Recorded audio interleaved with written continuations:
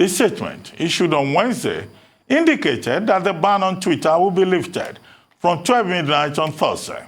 Twitter was suspended on June the 5th, 2021, after a tweet by President Muhammadu Buhari was deleted by owners of the platform.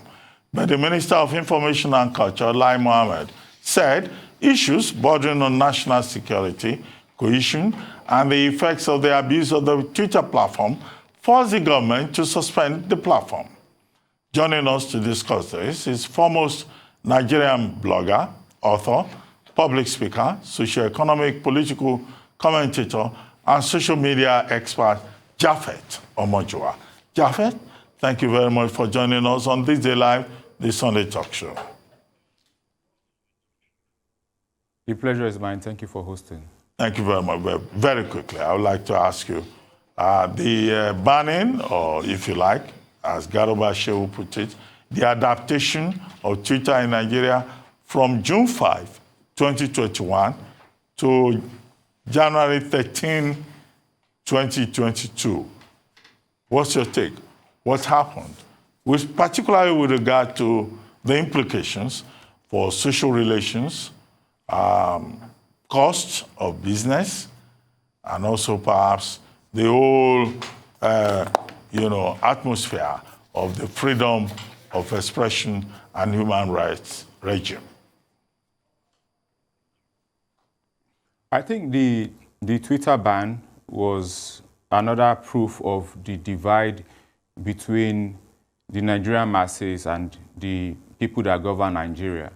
And by that, I don't intentionally exclude those that are in support of government's decision, because generally speaking, no matter how good or bad a government is, there will be people that are for or against. But when you look at the general number of people that were affected, and if you take a dispassionate look at the opinions of people with respect to this Twitter ban, it should never have happened. Generally speaking, the Nigerian government has not enjoyed trust from the Nigerian populace. NSAS proved it. Several other actions by the Nigerian people proved it. If there was one thing the government should never have done, was not to put themselves in a position where they were seen to be oppressing or gagging the voice of Nigerians. And beyond that, it had a direct impact on people's ability to make money. Depending on what numbers you're paying attention to, the cost could be as high as $1.5 billion. Some people say that's too much, but whether it's $1.5 billion or 500 naira, the truth of the matter is the government directly impacted negatively the ability of their people to make money, amongst other implications like you mentioned.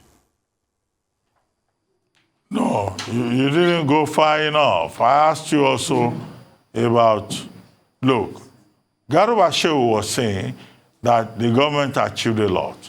Mutual trust with Twitter. Was that established?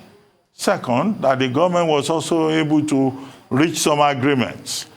Now Twitter is expected to open an office in Nigeria. Twitter is expected to have a representative in Nigeria. Twitter is also expected to pay tax to the CAC, the Corporate Affairs Commission, and the IRS, to be specific, the tax collection body. And also, it is expected that with all of this, that Twitter will respect Nigerian customs and traditions, and that Twitter will not allow its platform to be used again to abuse Nigerian laws, as the Nigerian government assumes. What is the guarantee that all of this will happen? Do you think that there's a good deal? Do you think that Twitter is as penitent as the Nigerian government makes out?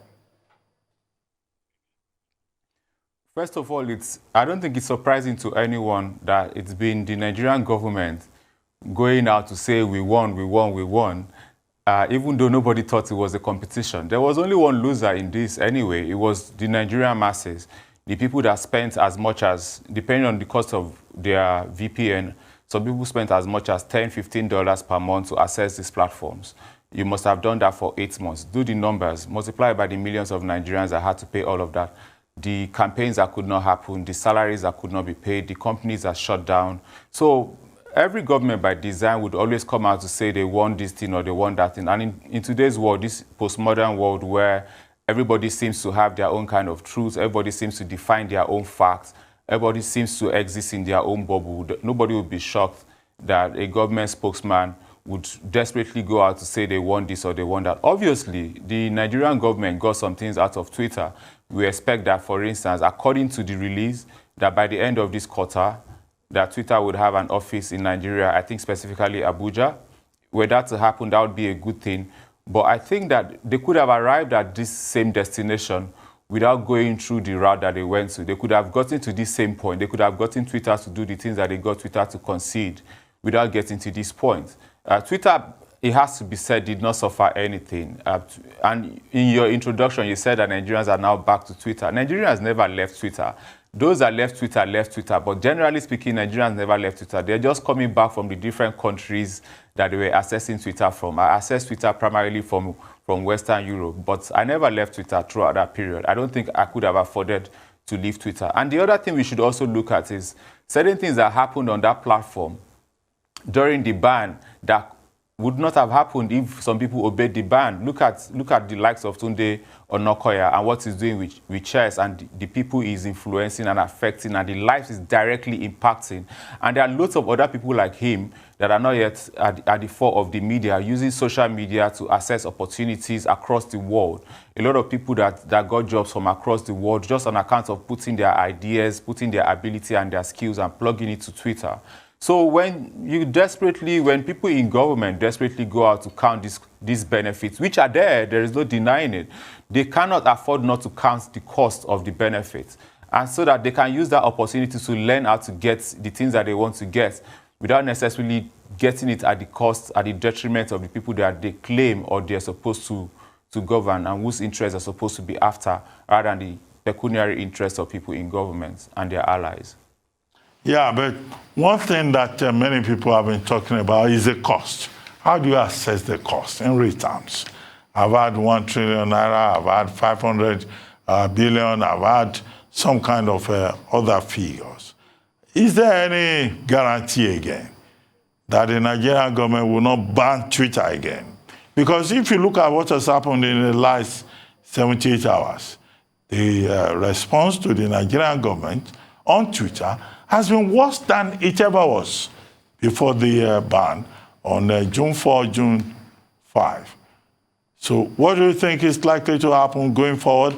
And do you think that there is a connection between this and the 2023 general elections, as some people have argued? First of all, if the government decides to ban Twitter today and they unban it tomorrow and they ban it the day after and they unban it next week, I think one thing they would have learned by now is that people that have found their voice will not keep quiet.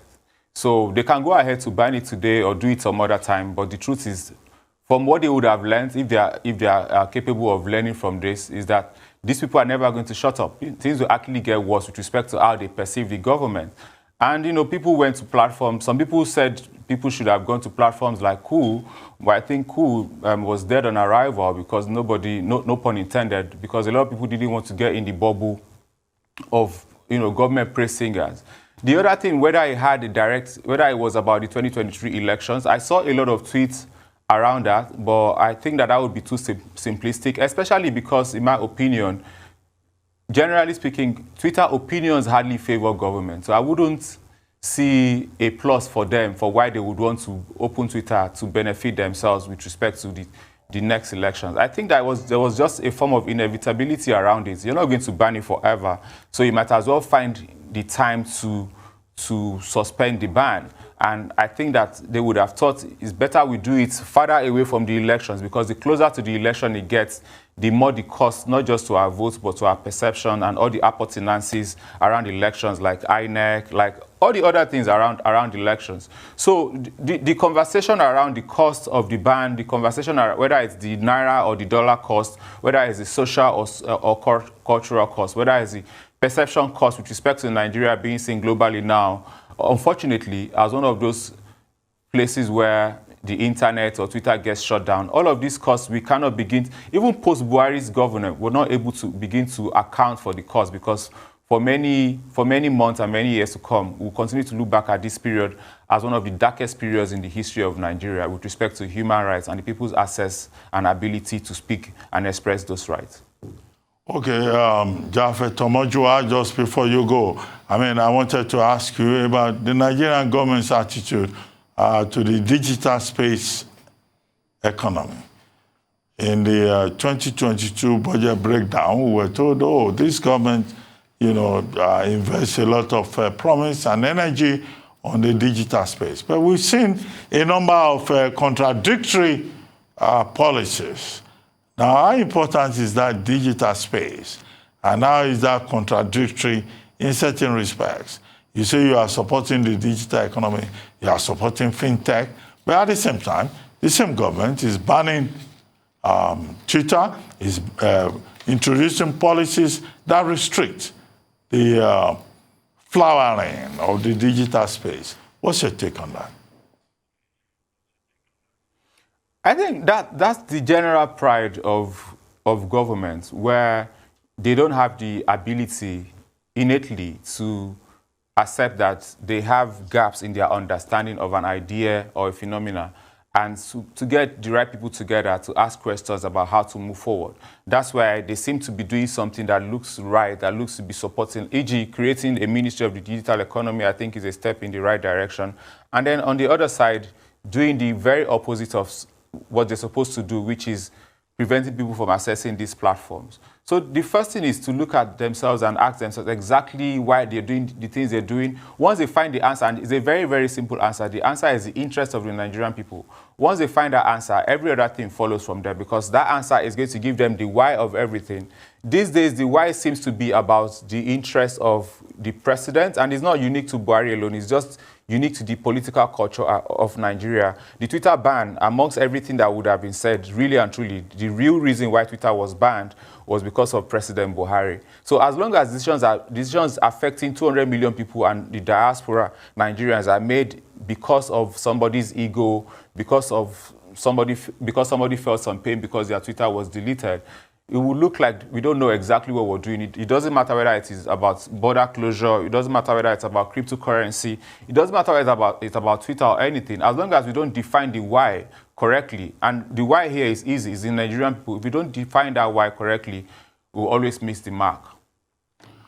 Okay, thank you very much, Japhet Omojuwa, for being our guest on This Is Alive, the Sunday Talk Show, and for your insights on the unbanning. Well, Garuba Shehu says the adaptation of, Twitter in Nigeria. Thank you very much.